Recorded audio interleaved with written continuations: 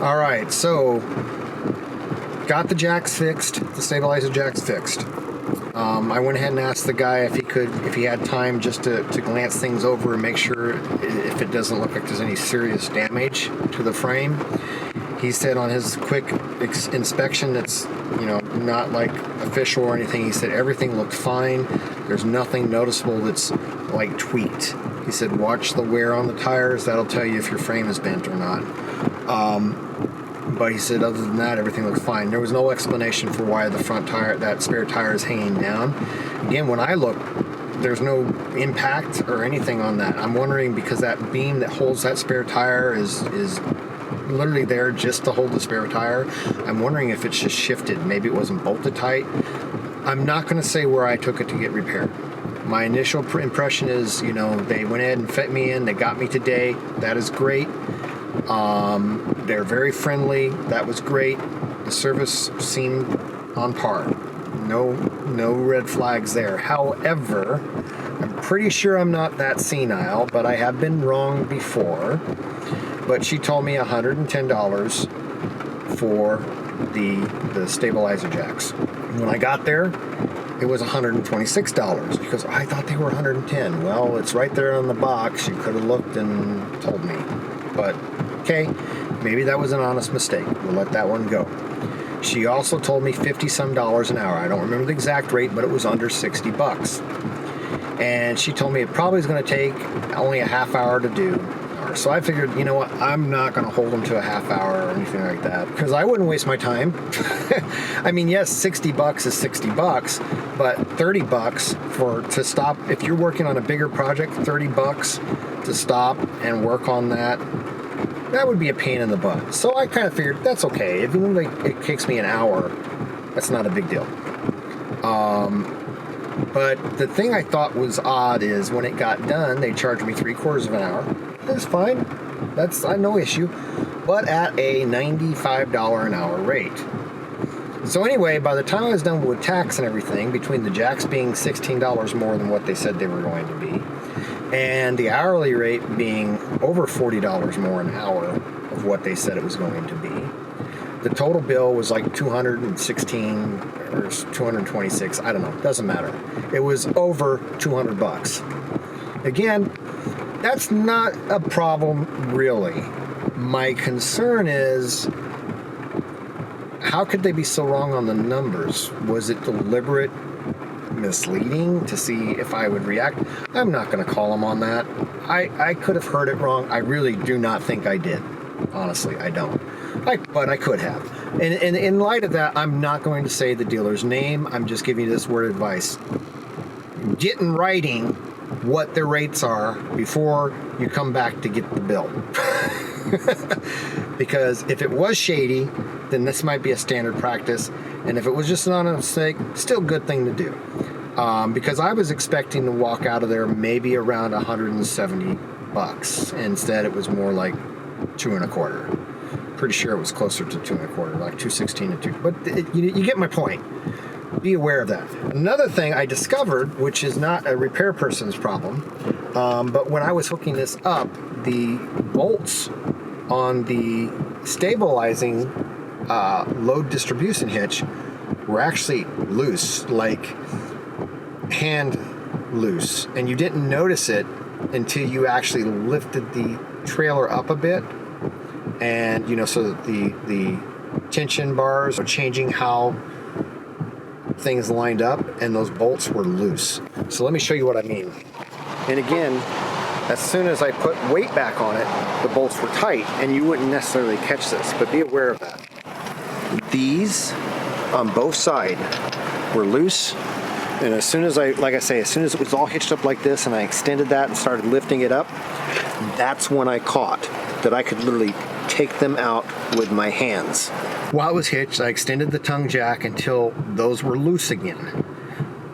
And then I tightened them up with a big wrench. Definitely something you want to inspect. Also, lug bolts, stuff like that, things you want to check. But those did work loose in all our travels. That could have been I guess technically we'd still be hooked to the trailer, but it could have made a mess of things if you're traveling down the road and one of those things flew off. Mainly, if it fell off, flew underneath the trailer, it could cause damage to our trailer, but worse, it could have flown off and hit a windshield and a car behind you. God knows what could have happened. That would have been a disaster. That could have really hurt somebody. And that's no fault of anybody's but the owner of the trailer. It's my responsibility to make sure those things don't work loose, and I should have done that sooner. So don't neglect checking those kind of things, because that could have been a bad issue, and I only caught it because the jack lifted up to just right to where I could see that they were loose. And I think I bumped it with my hand, and when I bumped it, it turned. And I was like, wait a minute. This bolt should not be turning.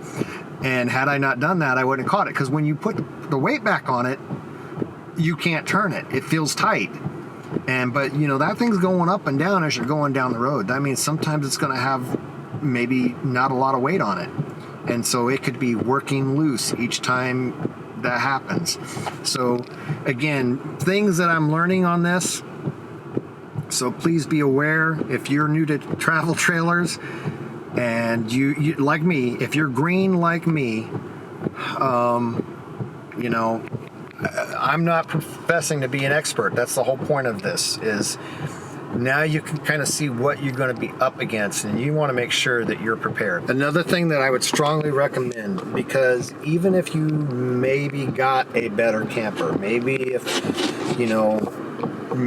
I've got just a major lemon that everything's wrong, except like I say, there's certain things that are extreme just design flaws. The steps is a design flaw, but work the bugs out on a shorter trip. I really thought we would see most of these big issues with the few trips we went on, because we did travel several hundred miles with those trips, and we stayed in it for several days with those trips. We went on 3 trips. Now, one trip was close to home, only about another, but the other 2 were pretty long distance drives. But with everything that I know now, if I was to do this again and I got another camper, one, I don't think I'd bother buying brand new, because you don't get the perk like a new car. A new car, you can go in thinking, hey, I got warranty that I can get serviced anywhere if I have a problem, but I also got a new car. I'm not inheriting somebody else's issues.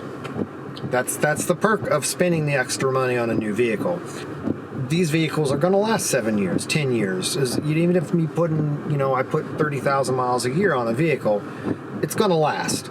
And when I go into my next one, I'm getting new. I don't want the headaches. I really don't. And I don't want the hassle. And the little bit I save buying used is not justifiable to me.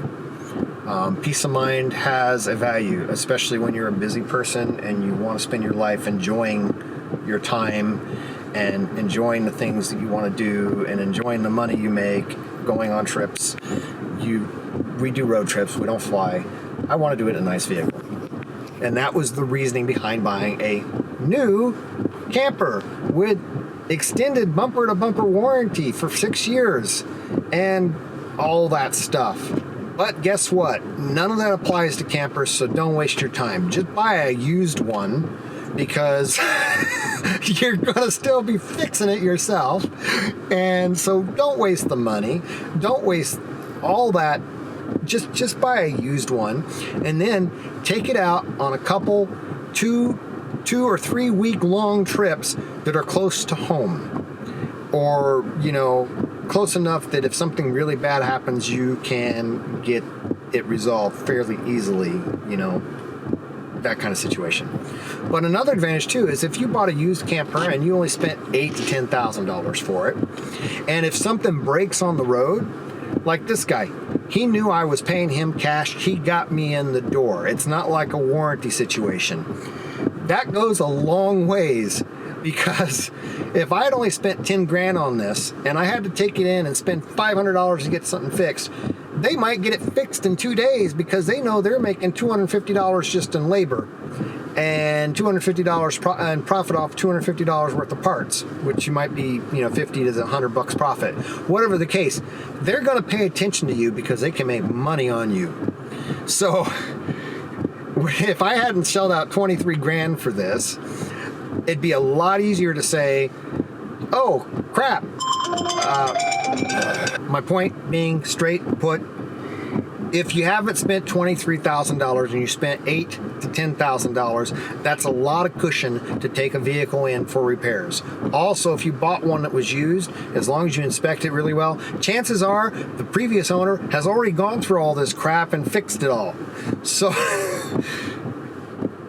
buy used. When it comes to a camper, buy used, buy used, buy used, buy used, buy used. Don't buy new, and unless you don't get the benefits like you're buying a new car. So just don't buy it.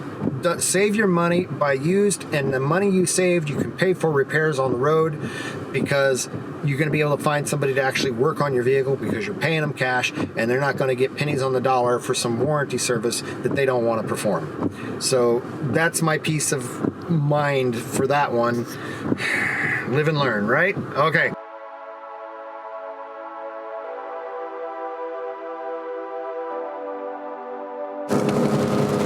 Right now it's pretty dark. It's only 6:23. Our next destination is Ruby Beach. We're gonna figure out where we're gonna stay for the night there, because it doesn't seem that there's any place for us to stay. All the parks are closed. Robin says there's no Walmarts or anything like that. But we want to watch the tide go out in the morning. And well, we're gonna be there at about 8 o'clock. What time does the tide go out tonight? 9:30. Goes out tonight at 9:30, but it'll be too dark to see anything. There we go. 7:48. It's a nice straight road. Well, you can't really see it because where I can park here, there's lots of trees. Oh, there you go. Look at that. Look at that. It's beautiful. This is the rainforest here at Washington at around 6:30 at night in October. And it's just amazing, isn't it? All right, here we are in Fork. I guess it's called Fork? Huh? This is called Fork, right? Forks. Forks. We are at Forks.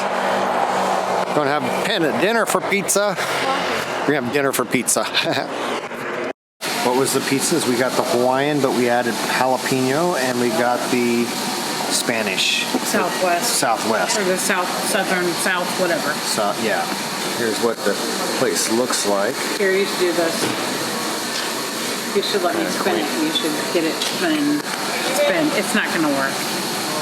What are you doing, Robin? What are you doing? I'm just trying to spin it so you could do a cool spinny thing, but it's not gonna work. Mac and Jack's Amber, and when I saw that, it was like, that's a cool looking beer. I gotta try it. So I asked Robin, and I was like, why aren't we looking at Boondockers Welcome?